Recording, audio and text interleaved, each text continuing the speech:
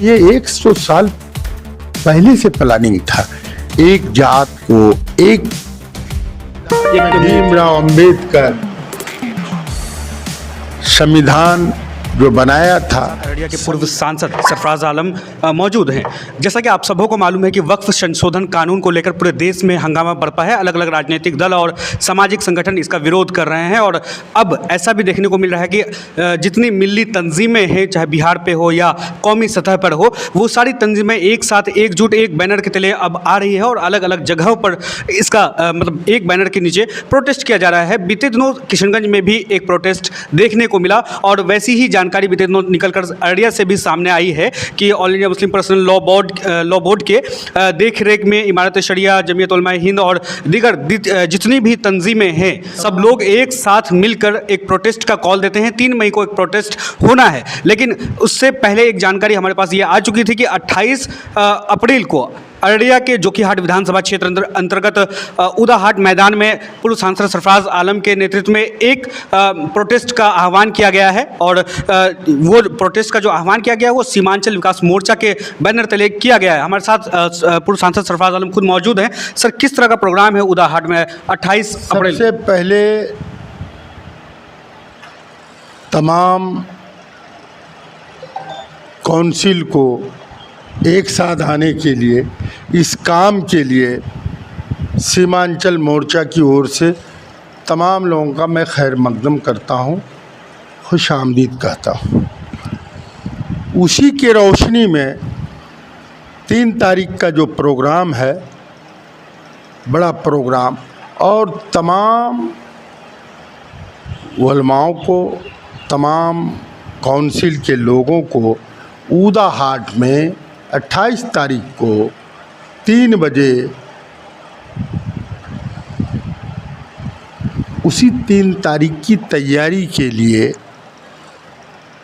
28 तारीख को 3 बजे एक बड़ा इजलास होना है और मैं पूरे जिला वासियों को गुजारिश करना चाहता हूँ, निवेदन करना चाहता हूँ कि सारे नौजवान,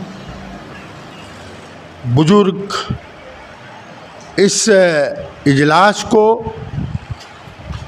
कामयाब बनावे और 3 तारीख को जिला स्तर पर उसमें शामिल हों, यही गुजारिश करना चाहते हैं सीमांचल विकास मोर्चा की ओर से।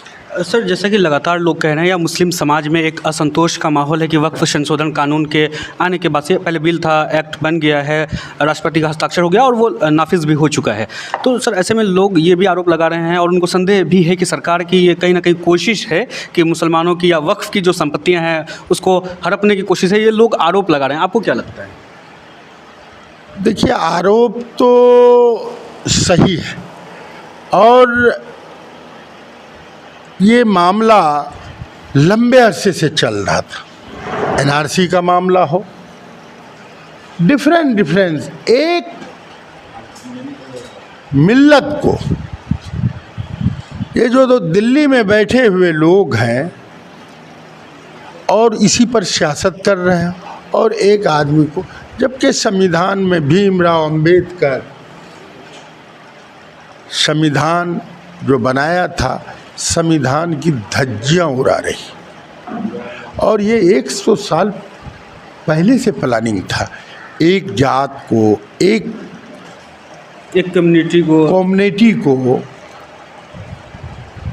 ये संविधान तो इजाज़त नहीं देती है। संविधान तो सबके लिए है। इसी वजह हम लोग जमहूरियत में अपने एहतजाज से कुछ लोग कोर्ट भी गए हैं, कोर्ट पर आस्था है और ये जो चुनी हुई सरकारें टारगेट किया है, ये काला कानून जो नाजिल किया है उसके विरोध में। लोग ऐसा भी कह रहे हैं कि बीजेपी ऐसे कानून को सिर्फ इसलिए लाती है कि ताकि उनको फ़ायदा हो सके, ध्रुवीकरण की राजनीति को बढ़ावा देने का काम करती है। ध्रुवीकरण की तो राजनीति कर ही रही है, वो तो 100 साल से कर रहा है, प्लानिंग कहते हैं। और ये समाज को टुकड़ों टुकड़ों में आज से नहीं, बहुत पहले से बांटा। हम पूरे सीमांचल, पूरे बिहार के लोगों को कहते हैं सेकुलर लोग हैं। आज अब देखेंगे वहाँ कई वक्ता आपको डिफरेंट से मिलेंगे। इसी वजह हमारी जो हमें संविधान ने इख्तियार दिया उसके तहत ये इजलास है।